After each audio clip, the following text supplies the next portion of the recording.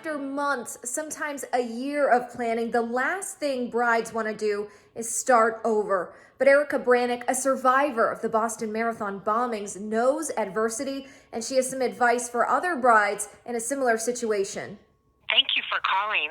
The Knot and Wedding Wire have partnered together in offering this hotline. A dedicated hotline for frantic brides told to put their weddings on hold. We'll be replying to all voicemails within 24 hours. Erica Brannick, whose date was this weekend, made the tough decision a few weeks ago to move it back several months. As hard as it was for me to accept the fact that I wasn't going to be getting married on the date that I originally picked, I know that it's a safer option for us right now.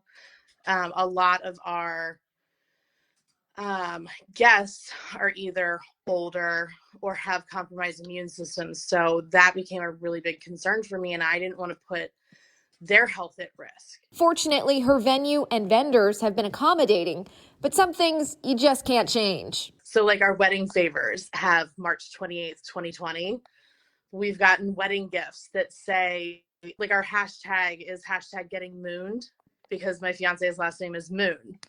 So we had, hashtag getting mooned on March 28th, 2020. So we're like, okay, this is going to be a funny story later, I guess. For Brannick, this is a celebration of not only her love, but how far she's come and the support she's received from Stephen after losing her leg and almost her life in the 2013 Boston Marathon bombings.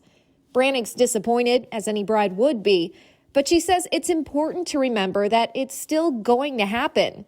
My advice would be remember how solid you guys are and that you're doing this to get married. It's not about a specific date. And as a consolation, certain guests will now be able to attend her special day. The woman who saved my life, Amanda North, wasn't going to be able to come on the 28th. And I was devastated about that. I couldn't imagine getting married and not having the woman who saved my life there. So now that we're able to push it back and we can wait until everyone is safe and healthy, she can be there. The Knot has a guide on what steps to take to postpone your wedding. First, notify your vendors of your decision as soon as possible. Next, read through your contracts to see what your options are in terms of refunds.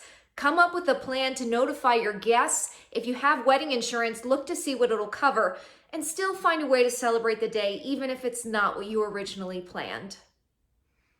And you hope these vendors are accommodating, Absolutely. Considering the circumstances right now. We have a link to those tips and the number for the Knot hotline on our website, WMAR2news.com/matter for Mallory. And if you have a matter for Mallory, she wants to hear from you, email her at Mallory@WMAR.com or find her on Facebook